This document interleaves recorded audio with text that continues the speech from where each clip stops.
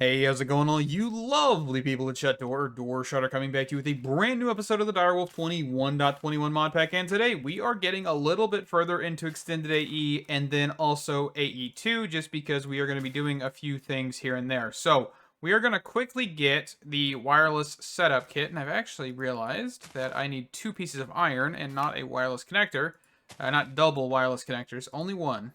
There we go. So this wireless setup kit is actually going to allow for us to get the wireless connectors here. And we're going to attach these to our controller. We'll just put this one down here. So we're just going to right click on this to bind it. And then we're actually going to go outside. And we're going to just plop this with a storage bus. Hold on, let me get back into range. Storage bus. We want this one right here. Perfect. And probably a cable. So we're just going to do storage bus, cable, wireless connector, right click. Okay? Just like that, we should now have a pretty good thing going here. And we actually may want to. Does this actually keep the bind? No, it doesn't. Okay. We'll be fine.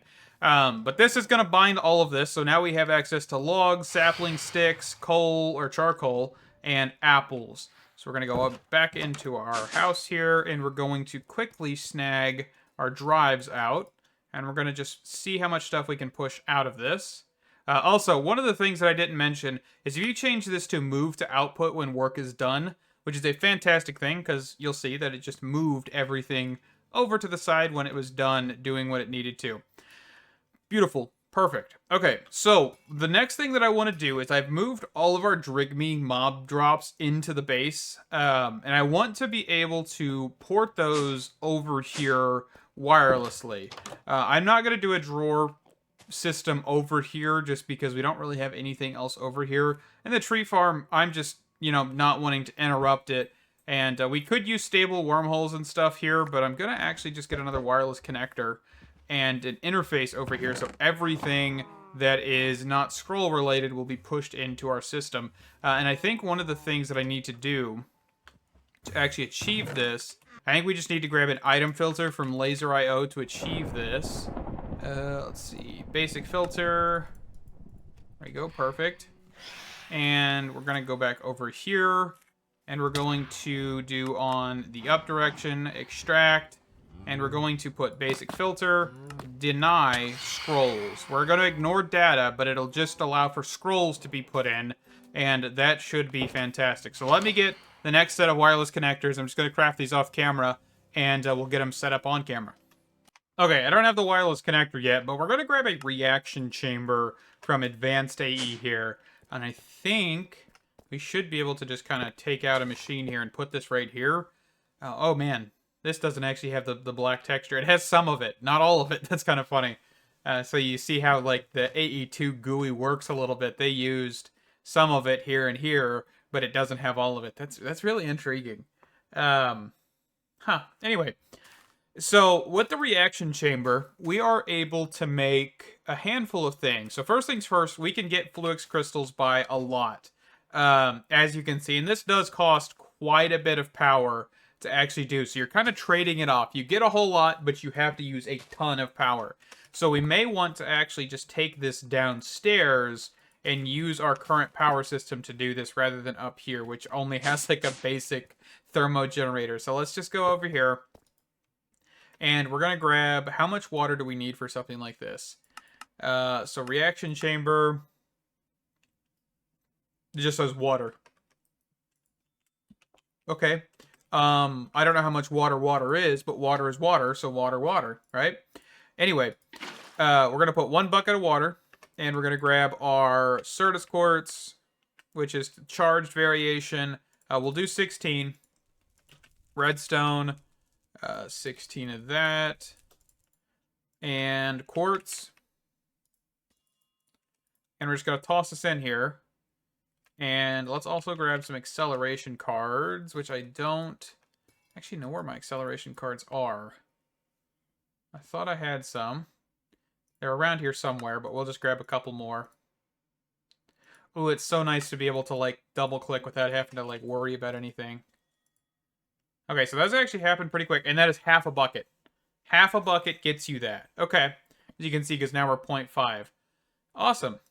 So with this, we actually can look at getting...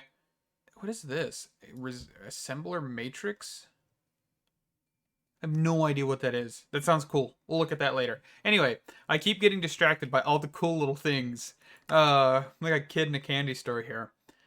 Yeah, but intro ingots is why I built this, really, because at the end of the day, we can actually get a whole bunch of these if we do this method rather than doing things like this or things like this. Because realistically, you just need half the amount you would need. And you actually can get intro crystals by doing this as well. So if you were to get a Fluix crystal and 32 intro dust, you can actually get a whole bunch of intro crystals. So realistically, I might want to get 32 of this. And I think this is just water, right? So just water. No idea how much water, but water at the end of the day. Okay. So there's 64 intro crystals. And then what I could do is convert these down into intro dust and just get more, which is exactly what I'm going to do. So we actually do have an extended inscriber that I want to take a look at. I don't know if it's any different than the previous version of the inscriber that they had, but it should be interesting. So we need concurrent and we need capacity. I believe that what this is for is like bigger stacks. It's not really like that big of a deal to get it, but it's just better overall. I think the last time we looked at it was in oh, this requires a concurrent processor. We can do that. It's not a problem. A silicone press, and I actually have a silicone press in here, so we'll just grab this and put it back in our system. An intro crystal. Let's see, how many intro crystals do we need for this, though?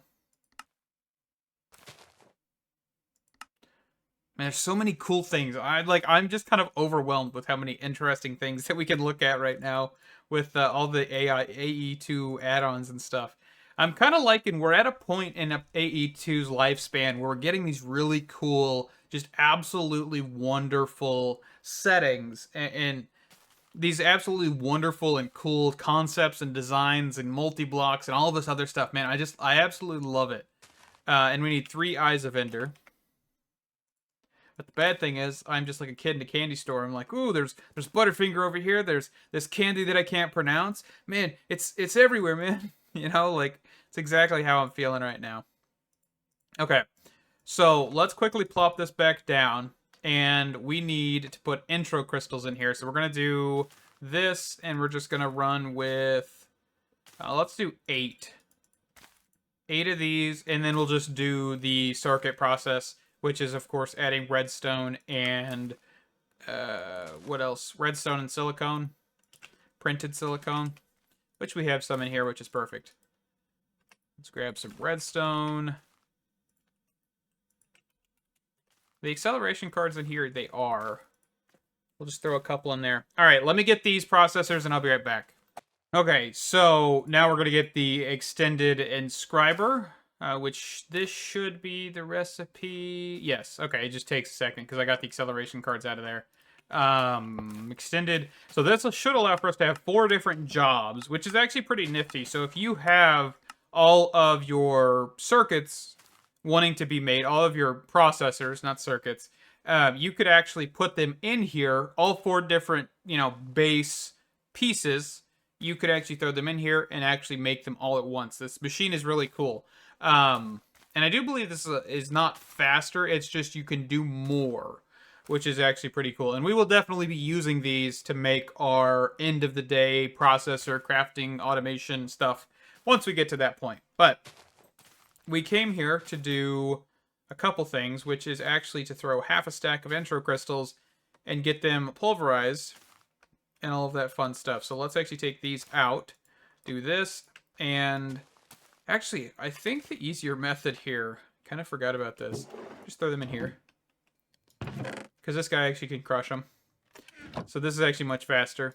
But yeah, I just wanted to look at this anyway. We'll come back to the extended inscriber anyway. It's definitely going to be used in the future because that's what I did in All the Mods 9. And I plan on doing it again, but just a little bit more flushed out than I did in All the Mods 9. Okay. Once this is done, I'm just going to do this a few more times to get a handful of intro crystals, a handful of flux stuff. And then I kind of... well, my thought here... we should be able to potentially, and I'm not 100% sure if I'm correct, potentially get into advanced AE. I'm not 100% sure about that, but I think that would be a really, really cool thing to do. But I do see that we have like an extended AE thing that I kind of saw earlier, which is the assembler matrix, multi-block structure, and a combination of the molecular assembler and ME pattern provider. It can run a lot of crafting jobs at the same time with enough crafting co-processing units in the ME network and save channels for you. It is a rectangular prism with edge links between 3 and 7. Edges comprised of matrix frame, faces, matrix wall, interior composed of matrix pattern, craft, speed, cores. So this is actually interesting. So we kind of have two options at the end of the day. We have either this method, which is the assembler matrix, or we have advanced AE, and I don't know the difference, and maybe we'll look at them. Maybe we'll make both of them. That would be pretty interesting. Or we have like the quantum compute core kind of whole thing.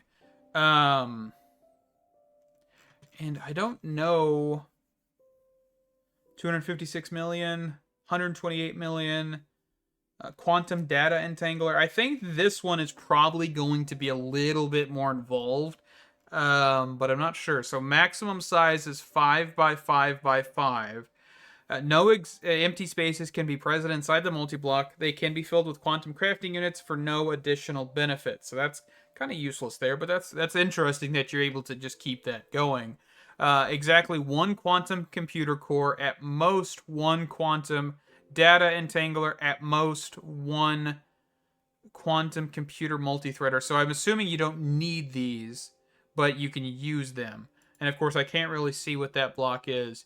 So the quantum computer multi-threader is right here. Similar to the data entanglers, multi-threaders enable accelerators to run extra threads in separate dimensions, multiplying the co-processing power by only 4.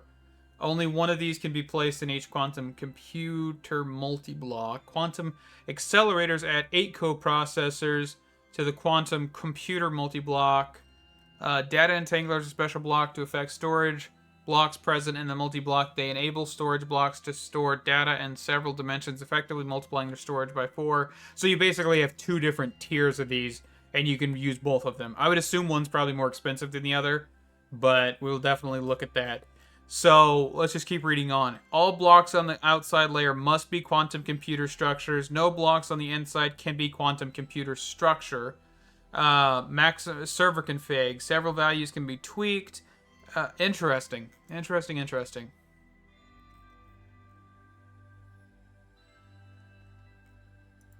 So let's say, what is the expense of something like this? So you see that the quantum computer core is a 256 quantum computer storage, and also the quantum crafting unit and quantum computer accelerator. So how do you make these? So these are actually mega cells, huh?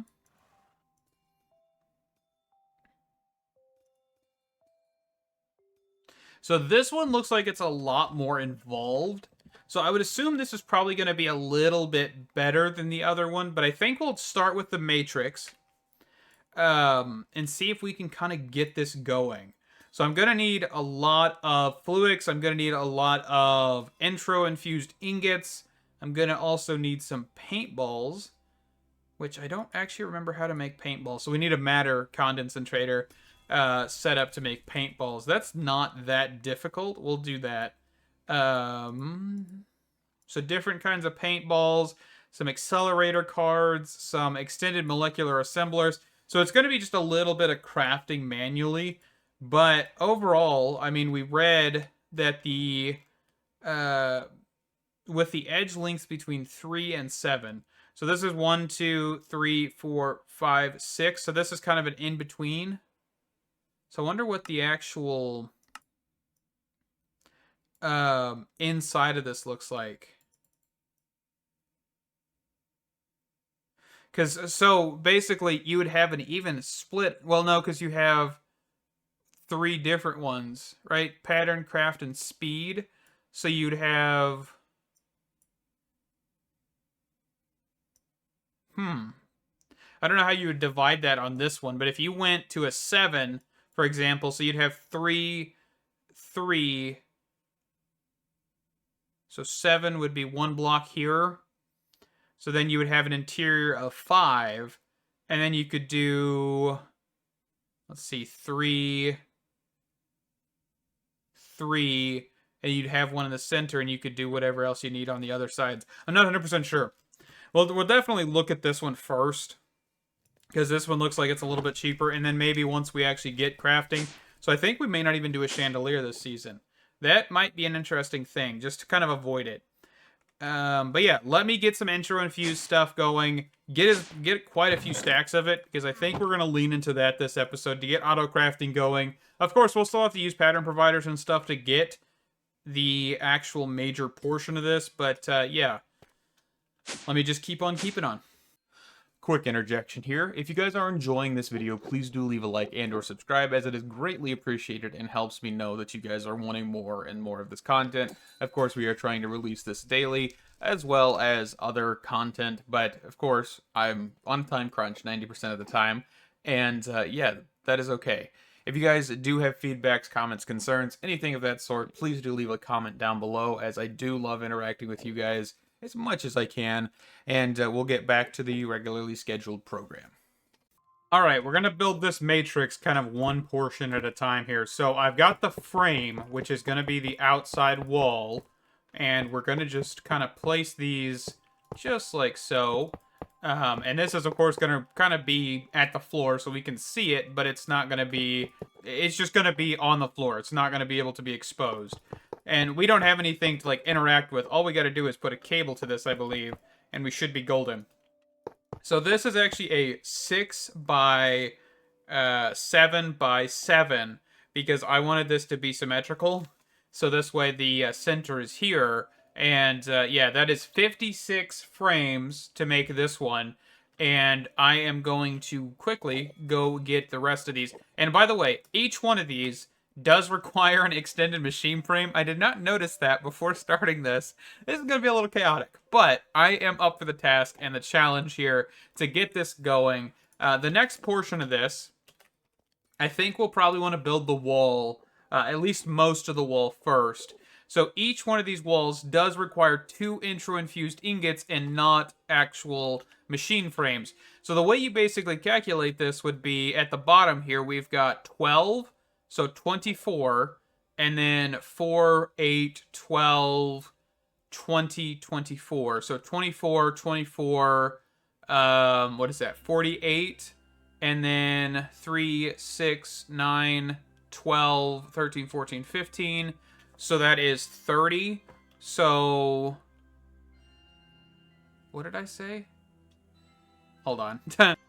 So that is 102, if I'm correct. And this math is kind of rough, but I mean, we have enough blocks to count, right? You just kind of count the blocks you're placing in front of, and you'll get your total. But I know 24, 24, 12, 12, and then 15, 15 should equal 102. So that is perfect. It's a very odd number, but oh well. That'll be the next thing that I work on, and I think we'll figure out real quick, before we do anything else, once we get these placed down, we're going to have to figure out which augments we really want. So, what do these actually do? Let's figure that out real quick. Let's see if we actually have a tab on these, or do we have any information? So it doesn't look like we have really any information on these. So we're going to kind of... And can this thing be... Kind of wondering if this thing can be empty.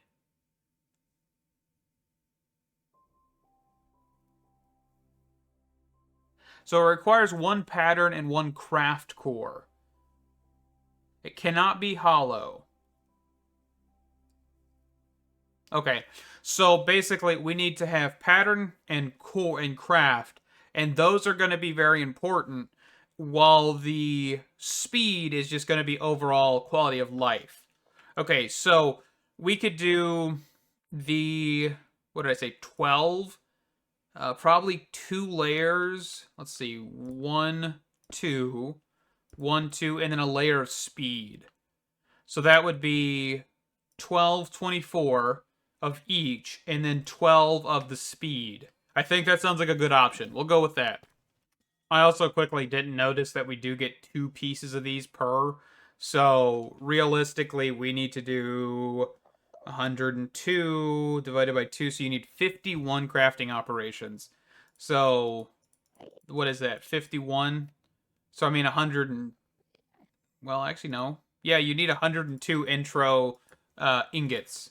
So that's not a terrible thing. And of course, we actually have enough of those. So let me just get these crafted up here real quick. Just wanted to let you know that I completely missed that. We get 2 per, which is fantastic. All right, we're going to get some of the walls placed down here. So it's 64 plus 38 to get the walls that we need. We're just going to get these all placed down. And we could probably find something like the building gadget to place these. Actually, I don't think the building gadget works for these because they're title entities, right? Oh, actually, no, it does work. Beautiful. So we could just stand up here and just kind of get this filled in. Awesome. I know there's some finickiness with title entities with this, so I don't think these are considered title entities. I just think these are considered blocks. Or tile entities, not title entities. And then the rest of these we're going to save for up here, which actually... Is that enough? I think I made too many. So I think I miscounted. So it's not 102 then. Am I not mathing? Let me math this better. So it should have been 94, because realistically you've got 5 rows, or 5 columns. Or not rows, rows go that way. Columns. So then you do 5, 10, 15, 20, 25, 30, 35, 40, 45, 50, 55, 60, 65, 70... And then, of course, plus 24, which is 94. So I was wrong. I have a little bit over. Oh, well. The next thing I need to get is the rest of this stuff. So the Matrix, what I say? Pattern core, crafting core, and speed core. So we're going to get 24 of the pattern, 24 of the craft, and 12 speed. So each one of these is going to require, an extended... So this is going to be an extended crafting session. Okay. That may take me a minute then. Yeah, because they're all extended pieces. I may not have enough stuff to do this. I mean, that's a ton of stuff. We'll shoot for it still, though. Let me actually quickly do the crafting piece here. So this is all crystal assemblers, which isn't terrible. We could totally automate this. Also, I grabbed like a whole bunch of paintballs, or the matter balls. So we should be golden on this, by the way. And we need lumen. Is that what we need for each of these? Not just normal? Okay. All right, our first piece of this, which is the Matrix Speed Cores. We're just going to get all 12 of these placed. All right, next set of Matrix Crafting Cores, or Craft Cores here. We're just doing 24 of these bad boys. All right, so now we have the Assembler Matrix Pattern Core pieces, and we're going to get these all placed in here. And we're going to hope that this was actually worth it, because it took about an hour in total to do all of this. I think the next portion is to get cable over here. And let's actually grab some anchors as well.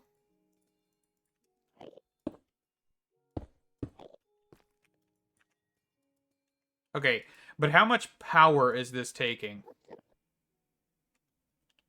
Because that is probably the next problem. It's not doing too bad. But yeah, look at this thing, man. This thing is awesome. But of course, the texture is not right. I'm hoping that we get a little bit more additions to this in the future with like the advanced AE stuff and the crystal assembler. I wonder if the advanced AE people and the extended AE people, if they have been working on that. because that would be pretty cool to get seeing, because I would love to not hurt my eyes when I look at this stuff. But anyway, we are, I guess we're just going to grab a pattern assembler. Let's go pattern. I think it's provider, isn't it? Yes, advanced pattern provider. No, that's not what I need. Let's look up terminal. So we're looking for pattern. That's not. We need the pattern encoding. That's what we need right here. Kind of just trying to find it.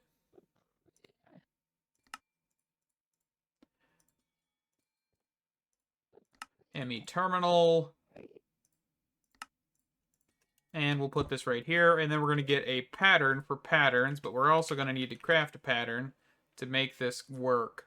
So we do need... Let's do applied pattern. Am I just spelling pattern wrong? Yes, it's 2 T's.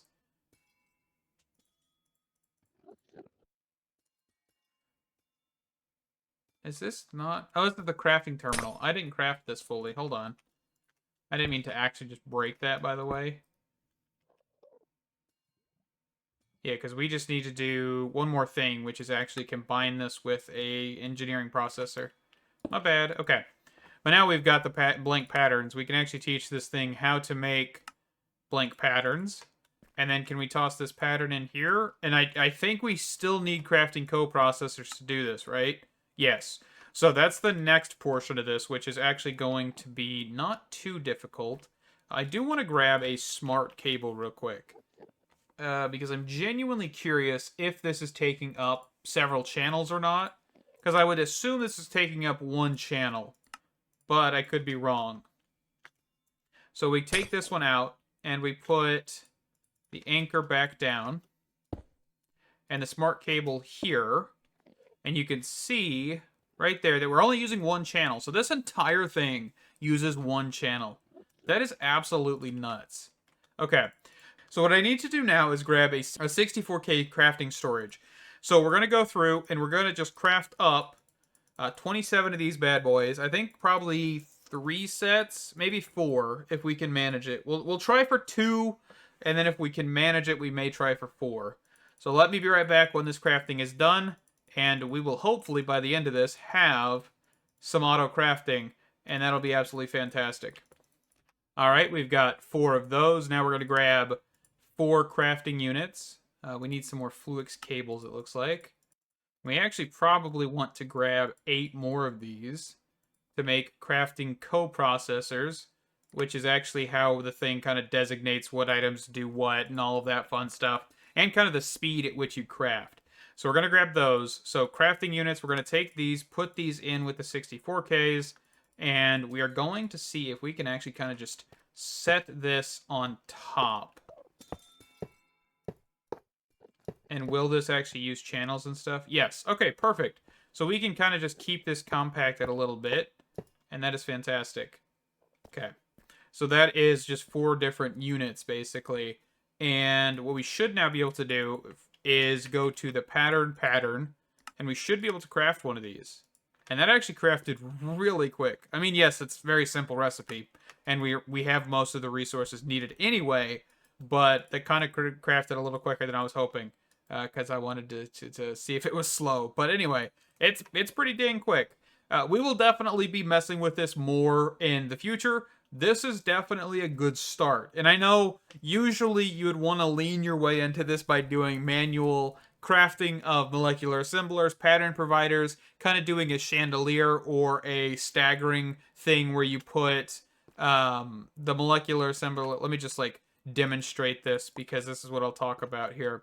So this is what I did in FTB Neotech, is I would say this is a pattern provider, molecular assembler, pattern provider, molecular assembler, pattern provider, molecular assembler, pattern provider, molecular assembler, and you can do this until, of course, you run out of channels, and that is a pretty good, simple, not too complicated method of doing something, but overall, I wanted to kind of try and do something a little different this season, or this episode, or this mod pack, whichever you want to call it.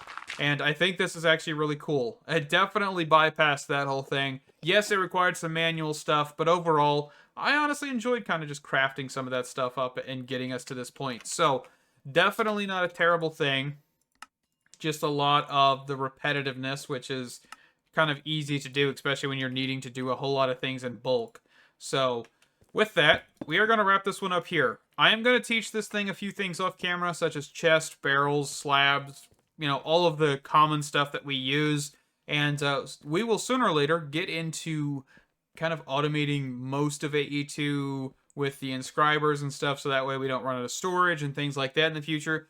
But this has been a blast. I genuinely enjoy this, and I'm actually really enjoying looking at Extended AE just because it's such an interesting thing, and all of the stuff that they've been adding over time. It honestly is baffling to me just how much more advanced these add-ons have gotten over the years, as I've said earlier. I'm glad we're at this stage. I think AE2 definitely is having a chokehold on me right now because refined storage hasn't worked for me personally and several of the mod packs I've played, so I'm really enjoying AE2 this time with not having any major issues and things like that. So thank you guys so much for watching. Stay awesome, and I can't wait to see you in the next one. Bye-bye.